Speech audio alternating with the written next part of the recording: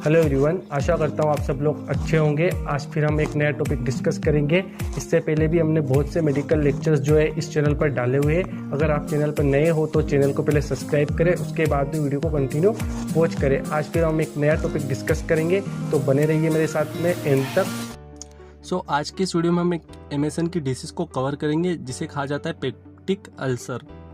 ये जो है एमएसएन के डाइजेस्टिव सिस्टम के अंदर आती है ये डिसीज़, जिसे हम आज अच्छे से ब्रीफली डिस्कस करने वाले हैं, इसके इंट्रोडक्शन से लगा करके तो इसके मैनेजमेंट तक। वीडियो को स्किप ना करें, पूरी क्लास अच्छे से समझ में आएगी। और चैनल को सब्सक्राइब करो, वीडियो को लाइक करें। तो चलिए सबसे पहले हम इसमें देखेंगे इंट्रोडक्शन की इंट्रोडक्शन क्या कहता है इसमें। पेप्टिक अल्सर समझने से पहले थोड़ा सा मैं आपको बताऊँ कि अल्सर क्या होते हैं। तो क्या लिखा है इसमें, a ulcer is a breakdown in the mucosal lining. तो आप सभी को पता है म्यूकोसनल लाइनिंग क्या होती है।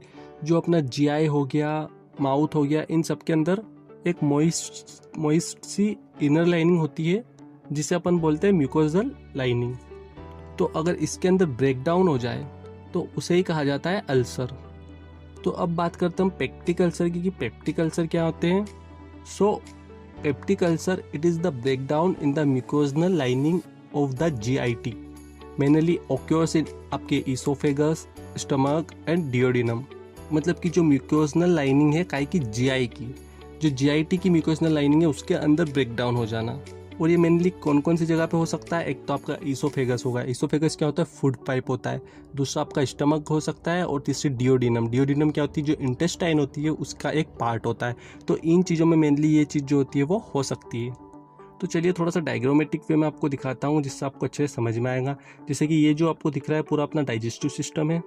अगर इसके अंदर जो पाइप दिख रहा है इसे ईसोफेगस कहते हैं। और अगर इसके अंदर हो जाए या फिर ये स्टमक में हो जाए या फिर नीचे डियोडिनम में हो जाए, इन तीनों पार्ट में से अगर कहीं पे भी अल्सर अगर हो जाता है तो उसे ही कहा जाता है पेप्टिक अल्सर। चलिए नेक्स्ट अपन चलते हैं इसकी डेफिनेशन पे कि क्या डेफिनेशन कहती है इसकी। तो peptic ulcer is the lesion breakdown in the mucosal lining of digestive tract by acidic digestive juice, example HCl। अब समझिएगा डेफिनेशन क्या कहती है। Peptic ulcer is the lesion. Lesion मतलब क्या बोल सकते हो आप। लेजन मतलब हो सकता है आपका घाव, कहीं पे घाव हो जाता है, उस घाव को बोलते हैं लेजन। तो क्या मतलब है, जो अपनी लाइनिंग होगी म्यूकोसनल लाइनिंग जीआई ट्रैक्ट की, वो एसिडिक जूस, डाइजेस्टिव जूस के कारण क्या हो जाएगी, ब्रेकडाउन हो जाएगी या फिर उसमें लेजन हो जाएंगे, घाव पड़ जाएगी। तो उन्हें ही कहते हैं पेप्टिक अल्सर। जैसे कि डायग्राम में आपको थोड़ा सा दिख रहा है, म्यूकोजा, सब म्यूकोजा और मसल्स, ये मसल्स सारे दिख रही है। और जो ये आपको कुछ पोर्शन दिख रहा है इसे पेप्टिक अल्सर कहते हैं। और ये किसके कारण हो रहा है, या तो एसिडिक डाइजेस्टिव जूस जो है वो बढ़ गया है उसके कारण, या फिर कोई लेजन या फिर ब्रेकडाउन हो गया किसका, जीआई ट्रैक्ट का। और जो लेजन है, जो घाव, ये कितनी अंदर तक जा सकता है। जैसे म्यूकोजा पे हुआ, जो म्यूकोजा इसके भी अंदर तक जो ये अल्सर है, ये लेजन है, ये जा चुका है। तो इतनी अंदर तक ये हो सकता है। तो इसे ही कहा जाता है पेप्टिक अल्सर। ये हुई यहाँ पे कंप्लीट इसकी डेफिनेशन। अब नेक्स्ट अपन डिस्कस करेंगे इसके टाइप्स, क्योंकि टाइप्स भी बहुत टाइप्स के होते हैं। पेप्टिक अल्सर कोई एक टाइप का नहीं होता, ये अलग अलग टाइप्स से होते हैं और अलग अलग जगह पे होते हैं। तो इसके टाइप्स जो है हम अच्छे से डिस्कस करते हैं। तो पेप्टिक अल्सर मेन तो 3 टाइप्स के होते हैं। एक होता है गैस्ट्राइल अल्सर, नेक्स्ट होता है oesophageal ulcer and third one होता है डियोडिनल अल्सर। तो चलिए इन तीनों को थोड़ा सा ब्रीफली हम डिस्कस कर लेते हैं। सबसे पहले हम डिस्कस करेंगे गैस्ट्रिक अल्सर को। तो गैस्ट्रिक अल्सर क्या होता है, it is a breakdown of mucous membrane of stomach. मतलब कि जो स्टमक होगा उसकी म्यूकस मेम्ब्रेन होगी, उसके अंदर ब्रेकडाउन होगा। और ये ब्रेकडाउन किसके कारण होगा, या तो कुछ इंजरीज हो सकती है जैसे कि सब्सटेंस, एल्कोहल, कैफीन, एस्प्रिन और NASD ड्रग्स। मतलब कि ज़्यादा मात्रा पे अगर एल्कोहल ले लिया, कैफीन ले लिया, या फिर non steroid anti inflammatory drugs का जो है वो ज़्यादा मात्रा में ले लिया, तो ये सब चीज़ें क्या करेंगी, जो जीआई होगा, जो स्टमक होगा, उसको बहुत ज़्यादा इरिटेट करेंगे। और उसके कारण स्टमक के अंदर क्या हो सकता है, अल्सर हो सकता है कुछ इस टाइप का, जैसे डायग्राम में दिखाई दे रहा है। इसे कहते हैं गैस्ट्रिक अल्सर। इसके बाद में सेकेंड नंबर पर आता है ईसोफेजियल अल्सर। अब ईसोफेजियल अल्सर क्या होता है। अब इसमें क्या होता है, जो अल्सरेशन होता है, जो अल्सर होता है, वो जो ईसोफेगस होता है उसकी म्यूकोजा में होता है, ठीक है। तो इसलिए इसे कहा जाएगा ईसोफेजियल अल्सर। मतलब कि जो अपना फूड पाइप दिखाई दे रहा है ईसोफेगस, इसके अंदर अगर कहीं पर अल्सर हो जाए तो उसे कहा जाएगा ईसोफेजियल अल्सर। और ये किसके कारण हो सकता है, हाइड्रोक्लोरिक एसिड के कारण। मतलब कि जो HCl होता है उसका रिफ्लेक्स हो जाने के कारण ये अल्सर क्योज हो सकता है। ठीक है। तो HCl के रिफ्लेक्स होने के कारण आप सभी को पता है स्टमक के अंदर जो होता है HCl होता है, अगर वो रिफ्लेक्स होकर इसोफेगस में जाएगा तो उसके कारण जो उसकी लाइनिंग होगी वो डिस्टर्ब होगी और उसमें डैमेज आएंगे और उसके कारण वहाँ पे जो इसोफेगस रहेगा उसमें डैमेज हो सकता है। आया समझ में? अब लास्ट और तीसरे नंबर पर आता है ड्यूडेनल अल्सर। अब इस अल्सर में क्या होता है समझिएगा। तो इसमें क्या होगा, जो अल्सरेशन होगा वो कहाँ पर होगा, कौन से पार्ट पर होगा, जो आपकी इंटेस्टाइन होती है उनके फर्स्ट पार्ट में जो रहेगा वो अल्सर यहाँ पर क्योज होगा। जैसे आप सभी को पता है स्टमक है, स्टमक के बाद में जस्ट स्टमक जहाँ पे खत्म होता है उसके बाद में इंटेस्टाइन खत्म होता है। जो इंटेस्टाइन का सबसे पहला पार्ट होता है यहाँ पर उसे कहते हैं ड्यूडेनम। तो इसके अंदर जो अल्सर हो जाए तो उसे कहा जाता है ड्यूडेनल अल्सर। ठीक है, आया समझ में? टाइप्स सारे के सारे अच्छे से समझ में आए, अल्सर के जितने टाइप्स होते हैं वो सब के सब। तो चलिए अब हम डिस्कस कर लेते हैं इसके क्योजेस की, किन किन कारणों के कारण जो होते हैं वो अल्सर आपकी बॉडी में जो होते हैं वो हो सकते हैं। तो इसमें सबसे पहला आएगा हेलिकोबैक्टर पाइलोरोबैक्टीरिया, जिसे शॉर्ट फॉर्म में कहा जाता है एज पाइलोराई। ये क्या करता है, जो अपना ईसोफेगस हो गया, स्टमक हो गया और जो अपने डियोडिनम हो गया, इसकी जो प्रोटेक्टिव लेयर होती है ना, उनको ये क्या करता है, डैमेज कर देता है। अब अगर इनकी प्रोटेक्टिव लेयर जो होगी वो डैमेज हो जाएगी तो जो HCl होगा वो कॉन्टेक्ट में आएगा म्यूकोसा के, वो चीज़ क्या करेगी, डैमेज करेगी। अब नेक्स्ट आता है prolonged use of some drugs, जैसे कि NSAID या फिर आपके कॉर्टिकोस्टेरॉइड्स हो गए और एंटीप्लेटलेट्स भी कुछ ड्रग्स हो गए। अब ये सारी ड्रग अगर आप लंबे टाइम से लेते हो तो जो आपकी GI ट्रैक्ट होती है उसको क्या करती है, इरिटेट कर देगी और फिर वहाँ पे क्या कर देगी, अल्सरेशन। अब इसके बाद थर्ड क्या हो जाता है, excessive intake of caffeine and alcohol. मतलब कि अगर ज़्यादा मात्रा पर आप एल्कोहल, कैफीन ऐसी चीज़ें अगर आप कंज्यूम करते हो डेली बेसिस पर और लंबे समय तक, ये सब भी क्या करेंगे, जो म्यूकोसा लाइनिंग होगी उसको बहुत ज़्यादा इरिटेट कर देंगे और उसे डैमेज कर करके जो अल्सरेशन होता है उसको क्योज कर सकते हैं। अब नेक्स्ट भी आता है फास्टिंग और रेस्टिंग पीरियड। मतलब बहुत टाइम से आप फास्ट कर रहे हो, ज़्यादा मात्रा में भूखे रहते हो, अगर आपका पेट खाली रहेगा, उसके अंदर फूड नहीं जाएगा तो HCl जो रहेगा वो अंदर ही अंदर क्या होगा, कांटेक्ट करेगा आपकी लाइनिंग से और फिर वो डैमेज कर सकता है और फिर वहाँ भी अल्सर का क्योज हो सकता है। लास्ट वाला क्योज आता है प्रोलॉन्ग्ड एक्सेसिव स्ट्रेस। मतलब कि आप लगातार अगर टेंशन लेते हो, स्ट्रेस लेते हो, अपनी बॉडी को स्ट्रेस देते हो तो उसके कारण भी जो अल्सरेशन होते हैं वो क्योज हो सकते हैं। तो यहाँ पर ख़त्म होते हैं हमारे सारे क्योजेज। अब नेक्स्ट अपन चलते हैं, डिस्कस करेंगे पैथोफिजियोलॉजी की। इसकी जो पैथोफिजियोलॉजी होती है वो क्या होती है, मतलब कि किस प्रोसेस से गुजर करके फाइनली जो अल्सर होता है वो बॉडी में क्योज हो जाता है। सबसे पहले क्या आएगा, ड्यू टू इटियोलॉजिकल फैक्टर, जैसे कि non steroid anti inflammatory drugs हो गए, एल्कोहल हो गए, फास्टिंग हो गई, ये जितने भी अपन ने क्योज पढ़े इनके किसी के भी कारण से ये सब चीज़ें क्या करेगी, जो आपका HCl होगा उसके सिक्रेशन को बढ़ा देगी और जो आपकी म्यूकोसा का सिक्रेशन होगा उसको घटा देगी। इस लाइन का क्या मतलब है, मतलब जो HCl है जो कि आपको प्रोटेक्ट कर रहा है, सॉरी जो डैमेज कर रहा है वो क्या हो जाएगा, बढ़ जाएगा। वहीं जो म्यूकोसा जो रहेगा वो प्रोटेक्ट कर रहा है, बचा रहा है, वो कम हो जाएगा। अब ये बार बार बढ़ेगा, एक और एक घटेगा, तो इसके कारण क्या होगा, ब्रेक डाउन हो जाएगा काहे का, म्यूकोस मेम्ब्रेन। जो आपकी स्टमक होता है उसके अंदर जो म्यूकोस मेम्ब्रेन होती है उसका क्या हो जाएगा, ब्रेक डाउन हो जाएगा। अब अगर आपकी म्यूकस मेम्ब्रेन डैमेज होती है आपके स्टमक, डियोडिनम या फिर इसोफेगस की, तो जो एसिड रहेगा वो एंटर कर जाएगा आपके गैस्ट्रिक म्यूकोसा के अंदर। अब म्यूकोजल मेम्ब्रेन जो कि आपको एसिड से बचा रही थी वही अगर ब्रेक हो जाएगी तो जो गैस्ट्रिक म्यूकोसा रहेगा उसके अंदर एसिड एंटर कर जाएगा और क्या क्योज कर देंगे, गैस्ट्रिक अल्सर। आया समझ में? ये होगा इसकी पैथोफिजियोलॉजी। चलिए छोटी सी पैथोफिजियोलॉजी थी जो कि हमने अच्छे से डिस्कस करी। नेक्स्ट अपन देखेंगे इसके क्लिनिकल मैनिफेस्टेशंस कि क्या क्या क्लिनिकल मैनिफेस्टेशंस, जिन्हें हम साइन एंड सिम्टम्स भी कह सकते हैं, जो कि शो करती है हमारी बॉडी अगर हमें अल्सर की जो शिकायत है वो होती है तो सबसे पहला साइन एंड सिम्टम आता है जो आपका एपिगैस्ट्रिक होगा, वहाँ पे पेन होगा। अब आपको पता नहीं है एपिगैस्ट्रिक क्या होता है तो मैं आपको एक डायग्राम दिखाता हूँ और उसमें समझाने की कोशिश करता हूँ। ठीक है, ये जो दिखाई दे रहा है आपको, ये सारे क्या होते हैं, एब्डोमिनल के 9 रीजन्स होते हैं। 9 रीजन होता है किसके, एब्डोमिनल के। इन रीजन में से जो स्टमक होता है वो कहीं ना कहीं इन 2 रीजन में जो रहता है वो लाई करता है, तो लेफ्ट हाइपोकॉन्ड्रियम में या फिर एपिगैस्ट्रिक रीजन में, इन दोनों में जो स्टमक होता है वो कहीं ना कहीं लाई करता है। तो अगर आपको अल्सर होते हैं तो जो आपका एपिगैस्ट्रिक रीजन होगा उसमें क्या होगा, पेन होगा। ये जो पोर्शन दिखाई दे रहा है इसे एपिगैस्ट्रिक रीजन कहते हैं। या फिर चांस है कि जो लेफ्ट हाइपोकॉन्ड्रियम रीजन है इसमें भी पेन हो सकता है। तो यही चीज़ इसमें बताई गई है कि जो साइन एंड सिम्टम में क्या होगा, एपिगैस्ट्रिक पेन हो सकता है।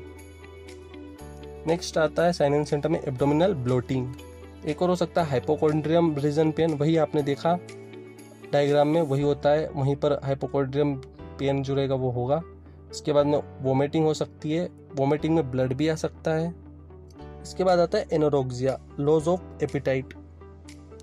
तो ऐसे पेशेंट जो होते हैं पेप्टिक अल्सर और गैस्ट्रिक अल्सर के, उनको जो भूख रहेगी वो नहीं लगेगी। एक और साइन एंड सिम्टम हो सकता है वेट लॉस। अब वेट लॉस कैसे होगा, क्योंकि पेप्टिक अल्सर हो चुके हैं उसके कारण उसको भूख भी नहीं लग रही है, उससे जो उसकी डाइट है वो भी अफेक्टेड हो रही है, तो उसके कारण जो उसका वेट होगा वो लॉस दिखाई दे सकता है।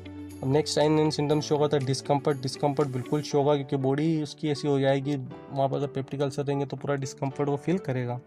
नेक्स्ट आता है हार्ट बर्न, ये भी इसका साइन एंड सिम्टम है। नेक्स्ट होता है डिस्पेप्सिया। अब डिस्पेप्सिया क्या क्या मतलब होता है, इनडाइजेशन। तो इनडाइजेशन बिल्कुल होगा, क्योंकि जो आपका स्टमक है उसके अंदर अल्सर्स हो रखे हैं, तो प्रॉपर जो रहेगा डाइजेशन हो नहीं पाएगा। एक और साइन एंड सिम्टम होगा नोजिया। नोजिया मतलब उल्टी जैसी फीलिंग होना। अगर पेट से रिलेटेड कोई दिक्कत है तो फिर उल्टी जैसा तो फील होगा ही होगा, मतलब इसमें उल्टी होगी नहीं बट उसके जैसा लगेगा दिन भर। अब नेक्स्ट साइन एंड सिम्टम आता है नॉकटर्नल पेन। अब नॉकटर्नल पेन क्या होता है, इसका क्या मतलब, तो नाइट में पेन होना, रात के टाइम पेट में दर्द होना। अब रात के टाइम पे पेन ही क्यों होगा, क्योंकि पेशेंट क्या है वो सो रहा है पेप्टिक अल्सर के साथ में, और उसका जो पेट है वो खाली है, उसने कुछ खाया नहीं है उसके कारण। तो अब खाली पेट में जो रहेगा HCl जो रहेगा वो सिक्रेट होगा, और क्या होगा, डायरेक्टली अल्सर के कांटेक्ट में आएगा, और उसके कांटेक्ट में आके उसको क्या करेगा, ज़्यादा इरिटेट करेगा, जिससे कि क्या होगा, बहुत भयंकर पेन क्रिएट वहाँ पर होगा। अब लास्ट आएगा ब्लड स्टूल। ब्लड स्टूल मतलब क्या होगा, जो स्टूल होता है उसके अंदर क्या आएगा, ब्लड आएगा। और वो ब्लड आएगा क्यों, उसका कारण क्या है, क्योंकि अंदर अगर डैमेज हुआ है वहाँ पर अगर ब्लड जो है वो लीकेज हो रहा है, तो नीचे स्टूल से मिक्स होकर स्टूल में पास आउट उसके साथ में होगा। तो ये भी एक साइन एंड सिम्टम्स हो सकता है। तो ये अपने सारे के सारे जो sign and symptoms, clinical manifestation जिन्हें कहा जाता है, डिस्कस कर लिए हैं।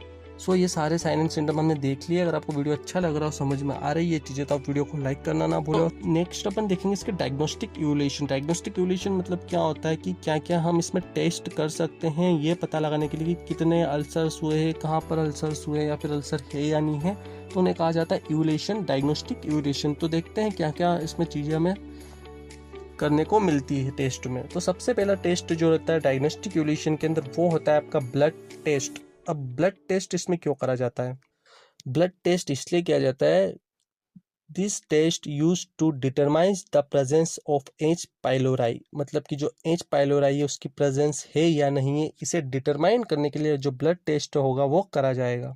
ये स्टार्टिंग में आपको बता दिया था कि जो एच पाइलोराई होता है ये इसका क्योज होता है, ये एक बैक्टीरिया होता है। तो इसी बैक्टीरिया को चेक करने के लिए एक टेस्ट करेंगे कि एच पाइलोराई तो नहीं है। नेक्स्ट टेस्ट होगा स्टूल एंटीजन टेस्ट। अब इसमें क्या होगा, जो स्टूल रहेगा उसको चेक करके उसमें चेक करेंगे कि जो स्टूल है उसके अंदर एच पाइलोराई जो बैक्टीरिया वो तो नहीं आ रहा है, तो इसलिए स्टूल एंटीजन टेस्ट किया जाएगा। थर्ड आता है बेरियम सेलो एक्सरे। अब इस एक्सरे में क्या होता है, इसमें क्या कराएंगे, जो पेशेंट होगा उसको हम ड्रिंक कराएंगे बेरियम। अब बेरियम क्या होता है, एक थिक चॉकली लिक्विड होता है, मतलब कि जो गाढ़ा सा चौकी टाइप का लिक्विड होता है वाइट कलर का, उसको अपन क्या करेंगे, पेशेंट को पिला देंगे। अब वो क्या करेगा, पेशेंट को पिला देंगे तो जो पेशेंट की GI ट्रैक्ट की लाइनिंग होगी उसको वो क्या करेगा, कोट कर लेगा, मतलब कि उस लाइनिंग पे क्या हो जाएगा, चिपक जाएगा वो। फिर जब एक्सरे करेंगे तो जो डैमेज रहेगा वो इजीली क्लेरिफाई हो जाएगा आपको उस एक्सरे में, जहाँ पर जो बेरियम रहेगा वो चिपका हुआ रहेगा। जैसे डायग्राम देखो आप, इसमें एक्सरे दिखा रहा है ना, कुछ इसी टाइप से ये टेस्ट जो होता है वो होता है, और इसी प्रकार से जो बाद में इसका जो रिजल्ट आता है वो दिखाई देता है। तो जहाँ पर भी जो डैमेज वाला पार्ट होगा वो बेरियम सेलो एक्सरे के अंदर क्या हो जाएगा, विजिबल अच्छे से हो जाएगा। फोर्थ नंबर पे नेक्स्ट आता है एंडोस्कोपी। अब एंडोस्कोपी क्या होता है, a tube with camera attach to the end. इसमें क्या होगा, एक लंबी ट्यूब होगी जिसके आगे क्या रहेगा, एक कैमरा लगाया रहेगा, और उसको हम माउथ के थ्रू क्या करेंगे, अंदर डालेंगे। जैसे इस डायग्राम में समझना आप, इसमें क्या करा हमने, एक ट्यूब डाली जिसे एंडोस्कोपी कहते हैं।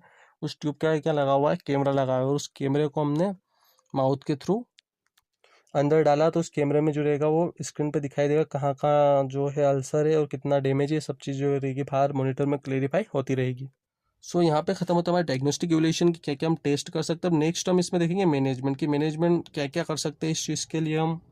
मैनेजमेंट में हम सबसे पहले क्या दे सकते हैं पेशेंट को, मैनेजमेंट में हम सबसे पहले दे सकते हैं एंटासिड्स। अब ये एंटासिड बहुत ही कॉमन नेम आप सब लोगों ने सुना है। ये क्या करता है, न्यूट्रलाइज करता है किसको, स्टमक के एसिड को। मतलब कि जो एसिड जो रहेगा स्टमक के अंदर उसको क्या कर देगा, ये न्यूट्रलाइज कर देगा। इसके एग्जाम्पल क्या क्या होते हैं, एक होता है सोडियम बाइकार्बोनेट और एक होता है कैल्शियम कार्बोनेट। तो इससे क्या होगा, ये पेशेंट को अपन पिलाएंगे या फिर देंगे तो ये क्या करेगा, जितना भी एसिड रहेगा उसको ये स्टमक के अंदर को न्यूट्रलाइज कर देगा।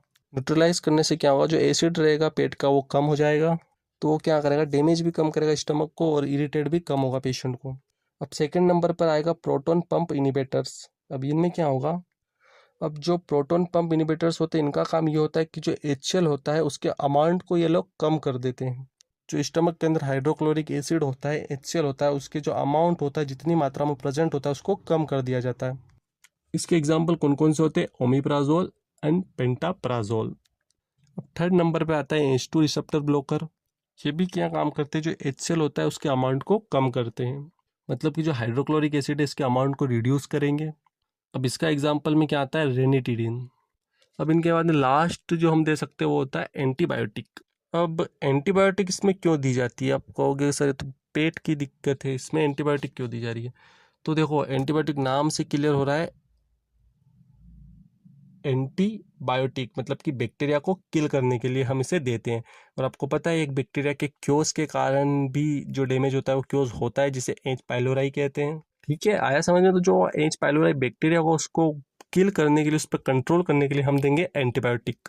अगर इसका एग्जाम्पल ले ले तो वो आता है एमेक्सोसिलिन और एक होता है क्लेरिथ्रोमाइसिन। ठीक है, ये दोनों एंटीबायोटिक्स दी जा सकती है पेप्टिक अल्सर में।